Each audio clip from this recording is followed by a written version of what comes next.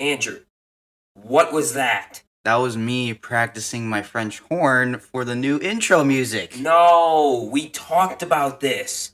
This is the new intro music.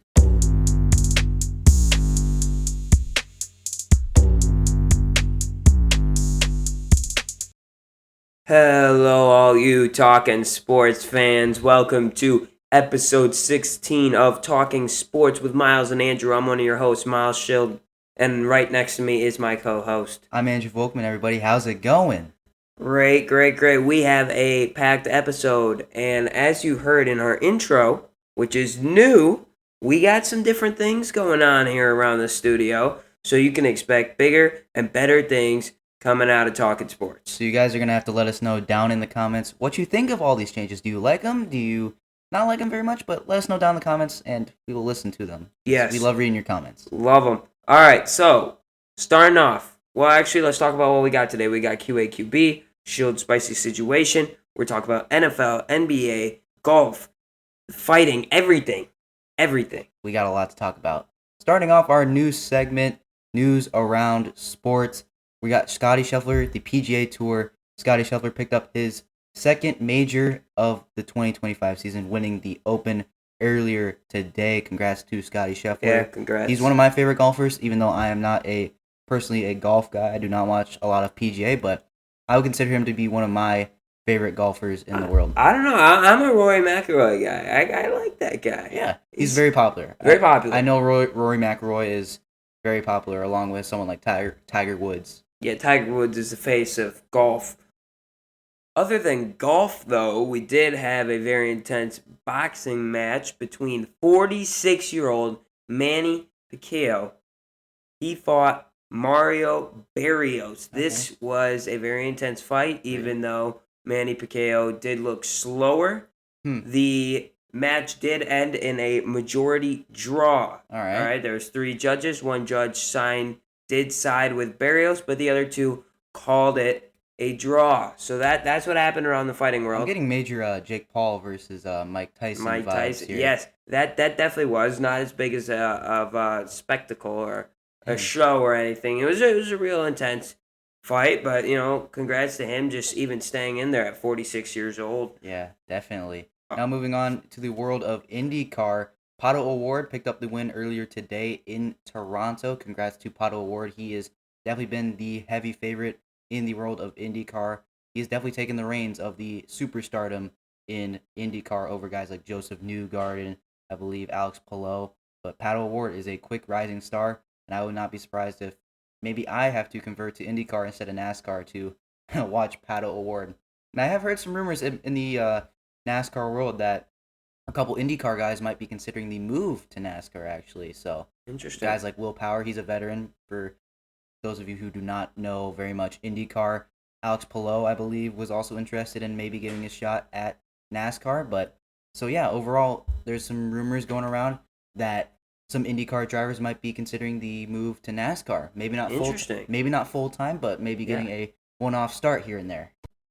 That's very interesting. Very interesting. I don't know a lot about NASCAR, but it's pretty cool. All right, Andrew. So what's going on around the NBA? So we had a couple remaining free agents. There's not a lot left, but a couple big names did make their decisions. Damian Lillard, who most recently, before this latest transaction, was waived by the Milwaukee Bucks, and his current contract with the Bucks was stretched over a 5-year period.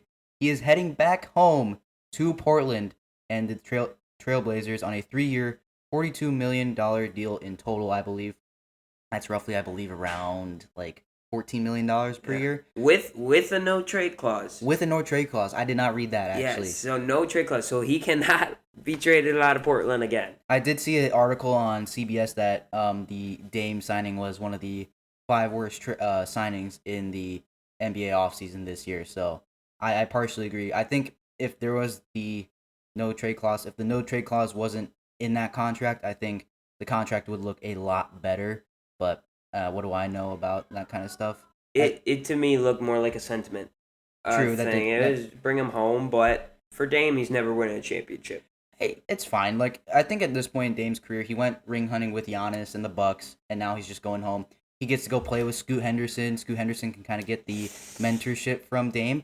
Like Yeah. I know Scoot hasn't performed well, and a lot of the NBA G League Ignite players like Scoot Henderson, Brandon Miller, Marjon Beauchamp, for example, those guys haven't really turned out. That may be why the NBA G League Ignite is not a thing anymore.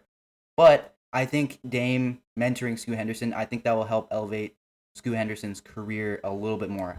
Maybe not to a point where Scoot Henderson becomes a Dame type player, but maybe you see Scoot Henderson become one of the, I would say at least top 100 NBA players out there. Other signings, Bradley Beal, who recently bought out his contract with the Phoenix Suns, signed a 2-year deal with the Los Angeles Clippers, a 2-year, $11 million deal. As well, Marcus Smart bought out his remaining contract with the Washington Wizards and has come out in the public and said he will sign with the Lakers as soon as he clears waivers. And same thing with Cole Anthony, who is going to be heading to the Bucks after he clears waivers after buying out his contract with the Memphis Grizzlies. So that's the latest NBA signings, free agency. There's not very many free agents left, but definitely some big free agents that got off the board in these recent transactions.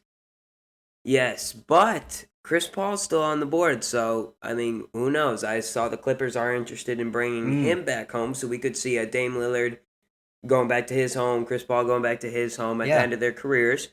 But moving on to another sport, MLB, what's going on there? So recently it was the MLB All-Star Week where almost all the teams, actually all the teams, got their full week off, and there was the All-Star Game festivities. You had the MLB Draft over the weekend where Eli Willits went number 1 overall to the Washington Nationals, a 17-year-old shortstop prospect, the youngest first overall pick since Ken Griffey Jr. back in the 80s. So pretty big shoes to fill, in my opinion, or big high expectations for Eli Willits. Ethan Holiday also went to the Colorado Rockies. Ethan Holiday is the youngest son of Matt Holiday, former MLB All-Star and Silver Slugger winner. So homecoming for Ethan Holiday, I should say. And then touching on the Brewers real quick, they selected Andrew Fisher, a first baseman / third baseman out of the University of Auburn with the 20th overall pick. And Andrew Fisher might be, the easiest way to say it, the best raw hitter in all of college baseball. And they selected Brady Abell, who is the son of the Dodgers third base coach, Dino Abell. And Brady actually signed his deal there in the series against the Dodgers, which the Brewers are out in right now. And he got to hit some on-the-field batting practice with the Major League squad. So that's pretty cool. As well, the Home Run Derby on Monday night went to Cal Raleigh, the catcher for the Seattle Mariners. He got a sick MLB The Show card. I'm not going to lie. He got a sick MLB The Show card. I don't know if I'll be able to get it in the game, but it's kind of cool. As well, in the MLB All-Star Game, it ended with a score of 7-6. However, it ended with the first ever swing-off with the All-Star Game MVP, Kyle Schwarber, hitting 3 home runs in the swing-off.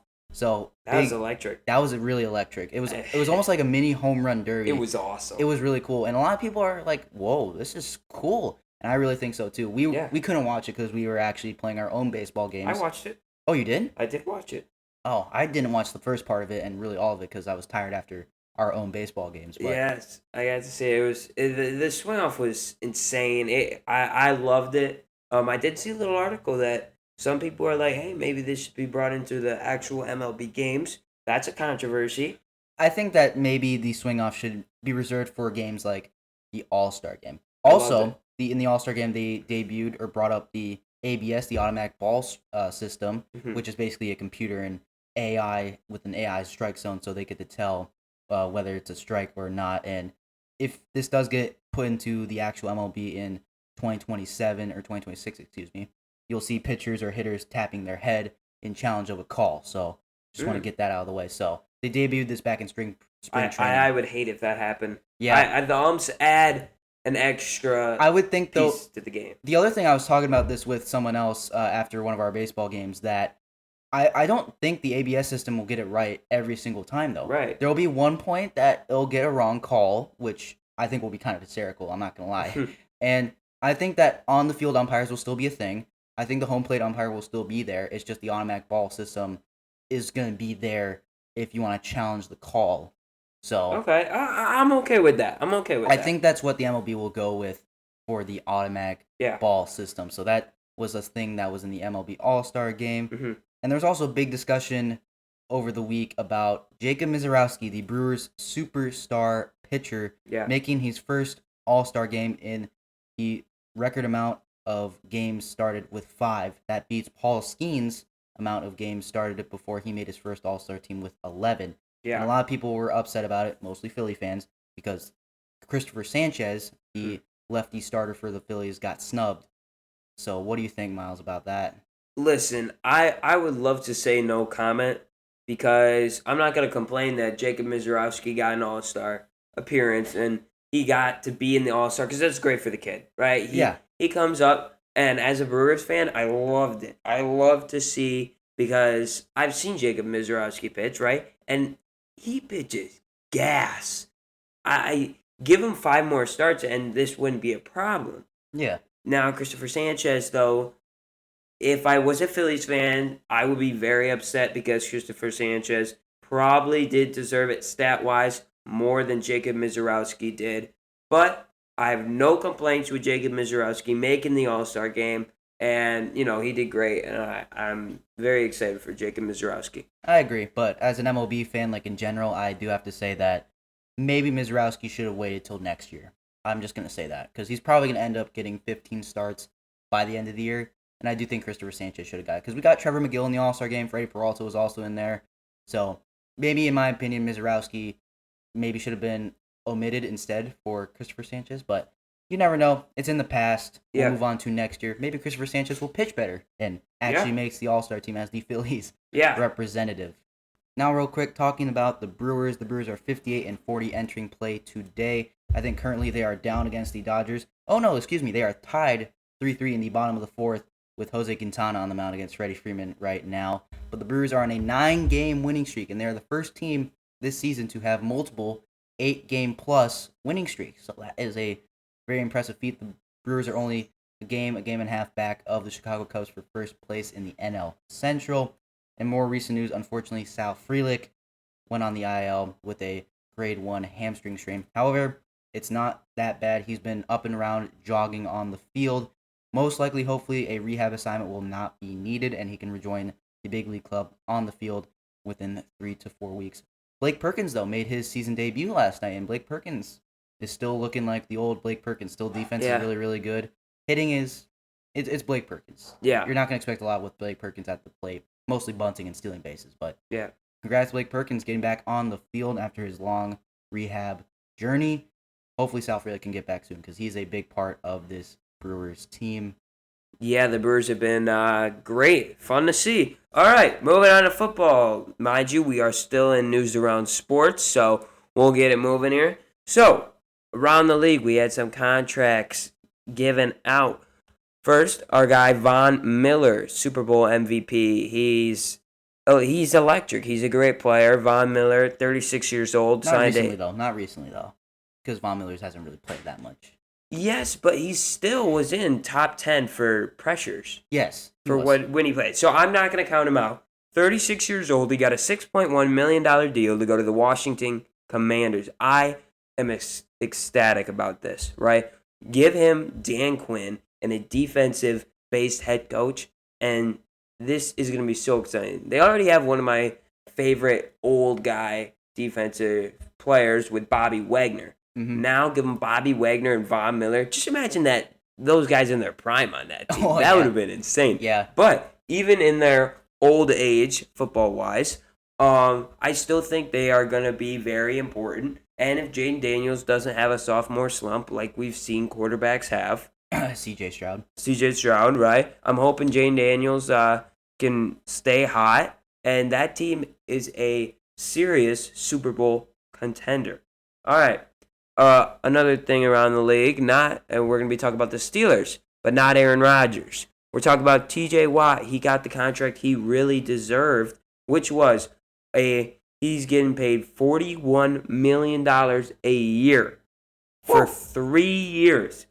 He has become the highest paid non-quarterback in the league. This is huge. This T.J. Watt extension or contract is going to upset a lot of teams because they're going to have to pay their guys. Cowboys, Micah Parsons. We're going to see Bengals, Trey Hendrickson, Shamar Stewart needs his contract. We could see the Lions and Aiden Hutchinson possibly make a deal. So I think TJ Watt just set the bar for what elite superstar defensive players. I know Myles Garrett may not be that happy because he had that title for a little while and then he got beat by 1 million by TJ Watt. So tough luck, Myles Garrett. Yeah. All right. Other extensions around the league. 2 Jets players got their extensions. Sauce Gardner got a 4-year, $120.4 million extension. Garrett Wilson got a 4-year, $130 million extension. I'm seeing around the league that people are thinking that Garrett Wilson did not deserve that contract, and neither did Sauce Gardner. I'm thinking, what are they talking about? Like, they're one of the best players at each of their positions. Like, I would agree. They both won their Rookie of the Year, Defensive Rookie of the Year, and then Offensive Rookie of the Year. Like, I'm just thinking, what are you talking about? Like, they had some garbage quarterback. Well, Garrett Wilson had garbage quarterbacks. I mean, Aaron Rodgers, though, like... He did... But see, the season he put up with Aaron Rodgers? Yeah. And he was still a top, 7 wide receiver. He's just kind of flown under the radar now, and everyone was thinking him to be, like, a number 1 wide receiver. And give him Justin Fields, though. Give him Justin Fields. We're going to see, like, a big rise for both Justin Fields and Garrett Wilson, because really Garrett Wilson is the only guy. Yeah, and then you have Sauce Gardner is... I think Justin Fields will put up... I've said this before. I think he'll put up a MVP caliber season. Wow. I am that confident in Justin Fields and what he can do. He first of all got drafted in the quarterback graveyard, right? Sure. We can't blame him for whatever happened in Chicago. Yeah. He goes to the Steelers. He does good. Russell Wilson, though, he's got those veteran years. He's going to get that. And now put him on the Jets. We all know that the Jets are a different quarterback graveyard, but I am confident that they can turn a new leaf and turn Justin Fields into their franchise quarterback. And then Sauce Gardner, in my opinion, is one of the better cornerbacks in the NFL right now. Yes, I agree. So, moving on. We're still in the NFL because that's what a lot of this episode is going to be. QAQB.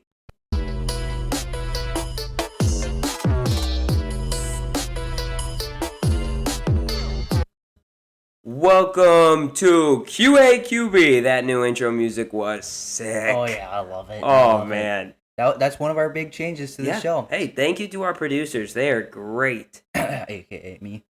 Hey. We have producer. Hey, Carl. Hey. All right, so moving on.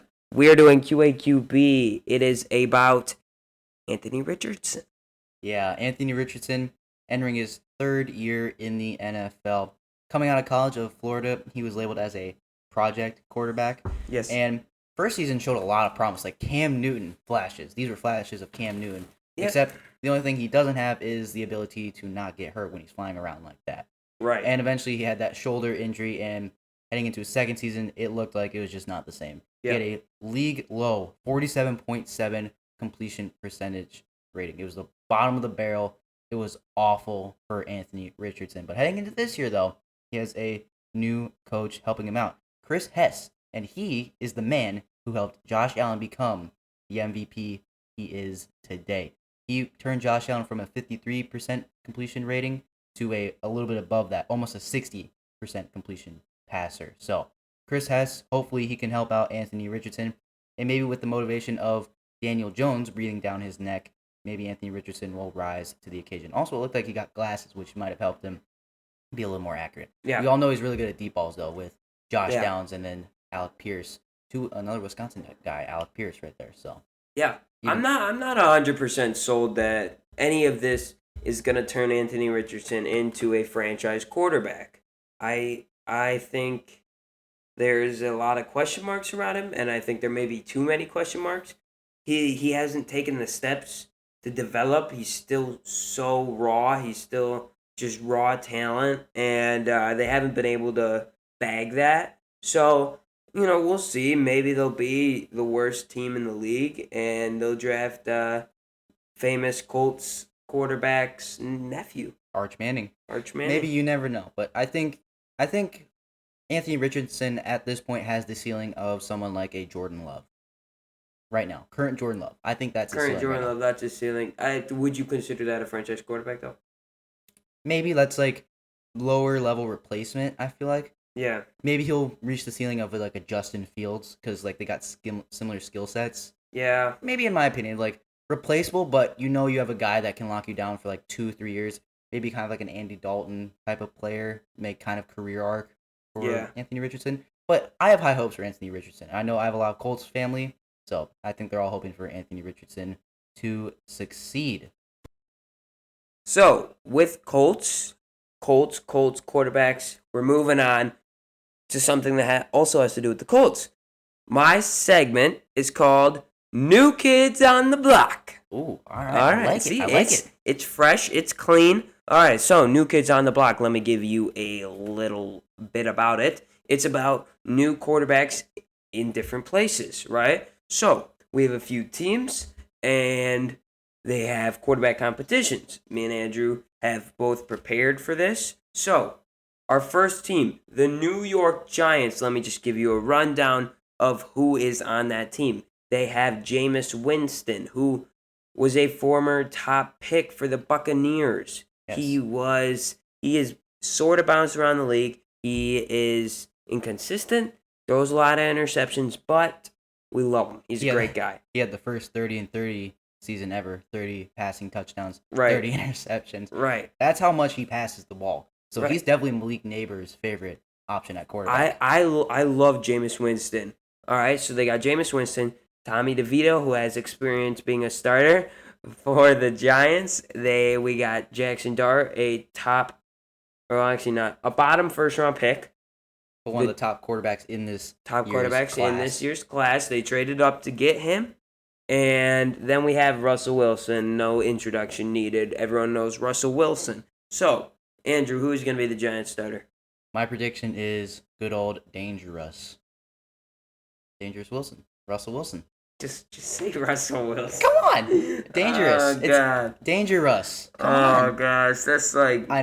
That's like Russell Wilson when he tried doing Broncos Country Let's Ride, but for New York, and he went, Let's Go Big Blue. Oh, God. Yeah. Oh, Andrew. Excuse the cringe, guys. Yeah. Excuse the cringe, but my pick is Russell Wilson. Yeah. All right. Let's see. Russell Wilson is obviously what people are saying, and I think it could be Russell Wilson, but I think my guy, Jackson Dart. I have loved Jackson Dart ever since, I really started watching Ole Miss football. So, Jackson Dart is a very exciting quarterback. He's young. He is new. I think he could be another Joe Burrow type quarterback, but his skill set is so good, right? He's got deep balls. He's got short balls. He can run. He's got everything, all right? So I think with the Giants and give him Malik Neighbors, I think that too can be really good because, yes, if Jackson Dart struggles in training camp, Russell Wilson may be the starter. Don't forget about Jameis Winston. Yes, I don't know about Jameis, though. I think Jameis, sadly, will be a third-string quarterback. That is so disappointing, and I hope he gets traded somewhere where he can get a chance to maybe compete for a job. But Jackson Dart, I think he could be the guy. So, also, real quick, Jackson Dart. You say Ole Miss. Who's the other Ole Miss player that the Giants drafted? A certain guy named Eli Manning. That's true. Well, technically, they didn't draft him. True, but he was an Ole Miss quarterback, and he ended up leading them to a Super Bowl. That's true. You get what I'm saying. I understand what you're saying, which is why I have him starting.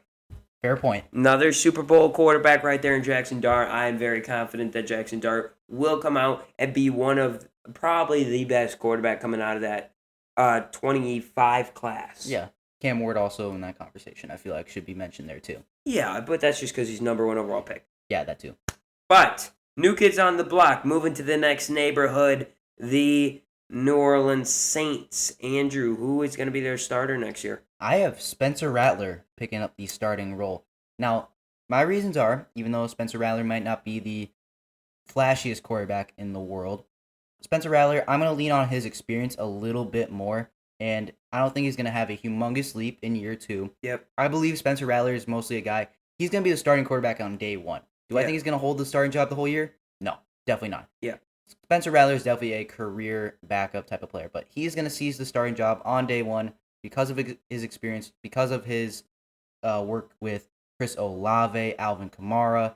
I think the guys will want him to be the starting quarterback, and if he does struggle, So be it. You're gonna pass it off to Tyler Shuck. Yeah. No, I think Tyler Shuck is going to go in there and start right away. They obviously drafted Shuck higher than people expected, and obviously they have confidence in him.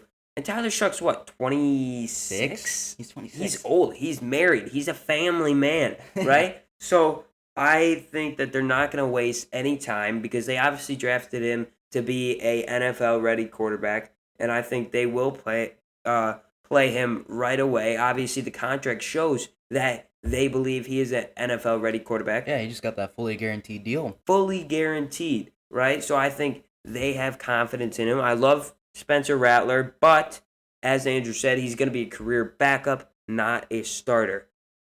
So, moving on, we go in to a neighborhood you don't want to be in. The Cleveland Browns. All right. Oh, boy. Who's going to be their starter? Because this might be one of the more hottest takes I have. I have Dylan Gabriel. I got Dylan Gabriel. Hey, Listen. Look, I think that Dylan Gabriel overall, like where he went in the draft and compared to Shedeur Sanders, I think all those signs point to Dylan Gabriel getting the starting job. Joe Flacco, nothing against Joe Flacco. He's just old. Yeah. He's just old. And then Kenny Pickett, me and Miles both agree that Kenny Pickett's going to get cut before the season starts. Yeah. So, out of the three of those players, Joe Flacco has the most experience, but I'm going to lean on the potential of Dylan Gabriel here. Yeah, for those of you who are also thinking, well, what about Deshaun Watson? Deshaun Watson ruptured his Achilles twice. So, would I say karma? Maybe. Yes, you know what they always say, and I can't say it on the show, but karma is that person. Yes. All right. All right. No, see, Browns are going to put Shedeur Sanders at quarterback just because Shedeur Sanders is a ticket seller. Let's be honest. Everyone's going to want to go see Shedeur Sanders play, whether they like him or they hate him. He is Deion Sanders' son, right? This is the moment to see Deion Sanders' son. And I think that the Browns won't miss that opportunity. I also think that Shedeur Sanders is a good quarterback. He's accurate. I will give you that. He's not as bad as everyone's saying. Yes, there are some personality issues. But did you see the video? There's a video. I don't know the backstory of it, but he was working at a drive-thru just recently. I did not see that. And someone's like, Joe Flacco's terrible. You should be the starter. And Shedeur's like, nah, he's my man. I could never, he's my man. See, that showed me, oh my gosh, he may be getting better, right? He may be getting better. The other thing I'm also going to talk about is the number of times getting pulled over in the last month or two. So that's the other thing. That is also an issue. But Dylan Gabriel, to me, got drafted way too high. The Browns completely overrated him, and I think he will not be anything. Do I think Shedeur Sanders will be anything? Yes, I do think he will. I don't think he'll be on the Browns, though. I don't think the Browns will keep him. No, not definitely. Maybe not in the future years, but definitely for this year, though. Yeah. Moving over to our man Hunter Wooler's neighborhood, the Indianapolis Colts. Oh, yeah. All right. So, Hunter Wooler, first of all, hi. Thanks for being on the show. Thank you, buddy. It was great talking to you. If you didn't hear, he will be a yearly guest for us. We are so excited. We already have a chair for him with his name on it. He sits there every year. We got years of great interviews coming for you guys. So, the Colts, new kids on the block. Who is going to be their starting quarterback? My prediction, we already talked about him today. I have Anthony Richardson still taking the job. And you want to know my reasons real quick compared to Daniel Jones? Yeah. We all know what Daniel Jones' ceiling is at this point. We all know that he probably is a mid-level bench guy at this point. He's probably going to ride the pine most of the time until someone gets hurt. I am going to lean on the higher ceiling, albeit not much higher ceiling of Anthony Richardson, or what he could have, but those are my reasons. I think he's also slightly more of an electric quarterback, and you mentioned ticket sellers with Shedeur Sanders. You don't want to go watch Daniel Jones play your quarterback for your team. That's true. So I'm going to give the reins to Anthony Richardson on week 1 starting quarterback. Yeah, I would agree with the ticket seller thing, but Daniel Jones, to me, should be the starting quarterback, at least for week 1. Kind of what you had with Spencer Rattler and the Saints. I don't think Daniel Jones will finish the season as the starter, but I do think Daniel Jones deserves to get a shot because we've already seen what Anthony Richardson can do with that Colts team. Not much, right? At least give Daniel Jones a shot to see what he can do with that Colts team and see what he can do. Obviously, there's a lot of problems with Daniel Jones, not off the field, but on the field, right? Yeah, We've all definitely. seen that very viral video of him tripping while he was running before he made it to the end zone. That's Yeah, Daniel Jones' career right there, summed up in one video. I guess so. So, I do think Daniel Jones will be the starter for the Indianapolis Colts. All right, that's all we have for new kids on the block. That was kind of fun. I like that one. I liked it. I like that one. All right, next, this is probably my favorite segment ever. Now it's time for Schild's Spicy Situation. Wow, that was that was pretty cool. I'm really liking this little new intro thing. Yeah, I love it. Yeah. All right. So, Schild Spicy Situation. Today it is about the Dallas Cowboys. Boo. Boo. We hate 'em. All right. So, Dallas Cowboys, there's a lot of question marks. And one of those question marks is the coaching staff. Andrew, their head coach. They have a rookie head coach, Brian Schottenheimer. He worked on the team for a while as their offensive coordinator. And as well, they brought in Matt Eberflus, the former Chicago Bears head coach, who got fired mid-season after he lost track of time. Oh, gosh. Jerry. I don't think you could make a more terrible coaching staff, right? Because Eberflus, terrible. I can't stand Eberflus. Look at what he did to the Bears. You think that's a good guy to work on that defense? Oh, gosh. And a rookie head coach? No, that you messed it up there. And I think their quarterback, Dak Prescott, I'm not a huge fan of him. Coming off that torn hamstring. Right. I don't have big expectations for him, even though people are saying, he had that MVP caliber season a couple years ago. But I'm predicting that within the next 2 years, Joe Milton III will be the starting quarterback for the Dallas Cowboys. It's pretty bold, I'm not going to lie. It's very bold. I know you are a big Joe Milton fan, but I think that might be one of your bolder Shield Spicy Situation takes. Yeah, I think Joe Milton III is a great quarterback, right? He played insane against the Bills that final game when the Patriots started him. He played great. He's got a flamethrower arm. I mean, his arm is insane. He's got an absolute cannon. And to me, those deep plays are what the Cowboys want. They want those big plays, big moments, and Joe Milton can give them. All right, and this is also history, right? Joe Milton was a late round pick. Dak Prescott was a late round pick. Tony Romo wasn't even picked. Yeah. So, the Cowboys don't get their quarterbacks from top picks. And that's where I think Joe Milton comes in. And Joe Milton, I think, will be good because I don't think Dak Prescott will stay healthy. And I think Joe Milton will get at least 2 games started because of Dak's injuries. Yeah. I am confident that the Cowboys will be terrible. I'm confident Micah Parsons will not be happy there by the end of the year. And we could see some big changes going to the Dallas Cowboys organization. Yeah, definitely a lot to talk about with the Dallas Cowboys and a lot to think about if you're a Cowboys fan. Yeah. So that's going to wrap it up for today's episode of Talking Sports. We hope you enjoyed today's episode. Go check us out on YouTube, Spotify, Apple Podcasts, wherever you get your podcasts. Oh, yeah. And we'll see you in the next episode. And we're debuting our new logo. Oh, yes. Stay tuned for that. It's going to be great. All right. See you guys. Bye.